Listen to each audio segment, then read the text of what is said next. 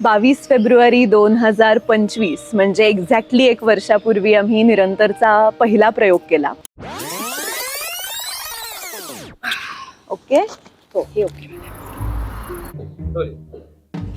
Sorry आवाज येतोय ना, एकदा बघायचंय ना. तू प्रश्न विचारणार आहेस का डायरेक्ट बोलायला लागू? कसं आपण सारखं करतो असं का वाटतं मला?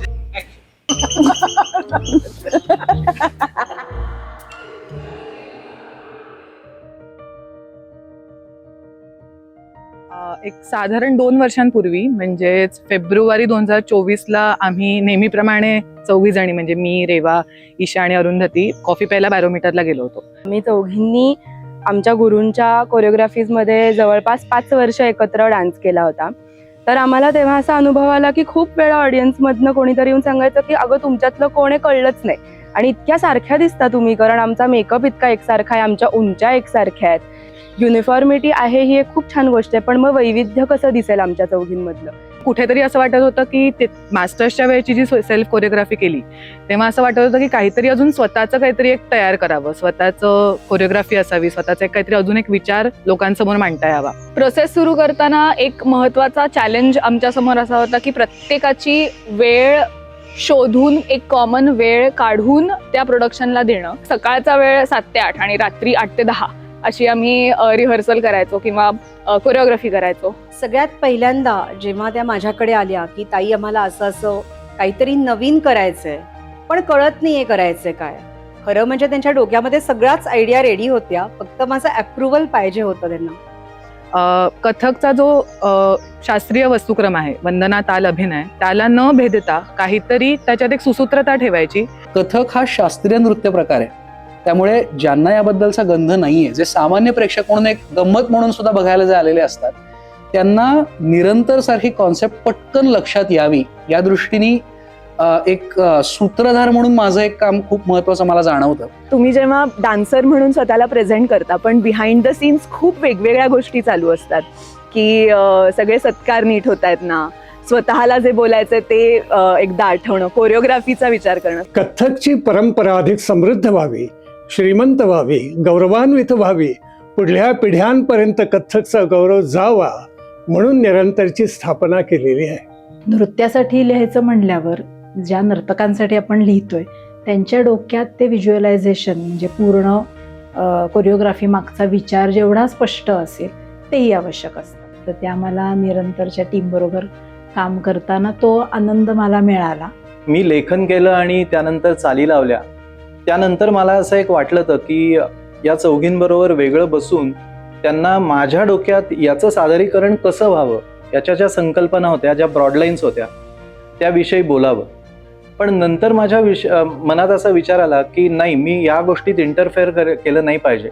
पण विलक्षण गोष्ट अशी आहे की काही नेमके पॉईंट्स आहेत या सगळ्या प्रस्तुतीकरणातले, जे माझ्या डोक्यात मी ज्या पद्धतीनं यावेत असं योजलं होतं, तंतोतंत त्याच पद्धतीनं त्यांनीही ते स्टेजवर मी बघताना मला असं वाटलं की त्याच पद्धतीनं ती थॉट प्रोसेस त्यांनी पुढे नेली आहे, किंबहुना 1 शेड बेटर असं पण मला काही ठिकाणी वाटलं. तर ते मला खूप कौतुकास्पद वाटलं आणि बघताना खूप आनंददायी वाटलं. म्हणजे ऋतुराज, मी ह्या प्रोजेक्टचा पूर्ण रिदमचा पार्ट सांभाळला होता आणि मी ह्या प्रोजेक्टचा पूर्णपणे म्युझिकल पार्ट असेल किंवा मेलोडीचा पार्ट जो असेल तो सांभाळला होता. हा माझा पहिला प्रोजेक्ट आहे ज्याच्यात मी कंपोज केलंय. फ्रॉम स्क्रॅच हा पूर्ण आम्ही प्रोजेक्ट केलाय. कुठलीच गोष्ट आम्ही याच्यासारखी करूया किंवा हे करून बघूया, असं हे आवडतंय हे करूया असं नाही. आमचं डिस्कशन झालं की आपण हे म्युझिकली कसं वेगळं मांडता येईल. तर प्रत्येक कॅरेक्टरला आम्ही एक वेगळं इन्स्ट्रुमेंट वापरलं होतं. फ्लूट असेल किंवा सतार असेल, संतूर असेल, हार्मोनियम असेल किंवा वोकल्सचे बॅकिंग काय आलाप असतील. फन असा की खूप आम्ही म्हणजे रॅन्डम वेळेस खूप मेजर टाइम रेकॉर्ड व्हायचं. सो मल्टिपल रेकॉर्डिस्ट चेंज झाले, वेगवेगळे स्टुडिओज इन झाले, पण ह्या सगळ्यातनं जे कंबाईंड आउटपुट क्रिएट झालं ते खूप सॅटिस्फाईंग होतं असं वाटतं. मी 2-3 वर्षापासून ह्या टीम सोबत गातोय, त्यामुळे आमचं ट्युनिंग खूप छान आहे आणि रेकॉर्डिंग करताना त्या सोबतच होत्या सगळ्या डान्सर्स, त्यामुळे त्यांना काय एक्सपेक्ट होतं हे मला माहीत होतं आणि ते तेव्हा मला तसं गाईड करत होत्या आणि त्यामुळे मजा आली रेकॉर्ड करताना.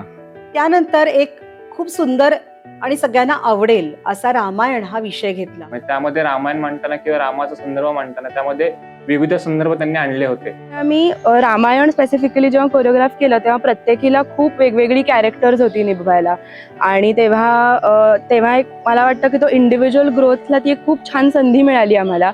एकही फॉर्मेशन रिपीट न करता कसं पुढे जाता येईल याचा विचार आणि शेवटपर्यंत ते टिकवून ठेवणं आणि प्रत्येक वेळेला ते सेम आणि मोनॉटनस नाही वाटायला पाहिजे याच्या मागे आम्ही खूप प्रयत्न केला.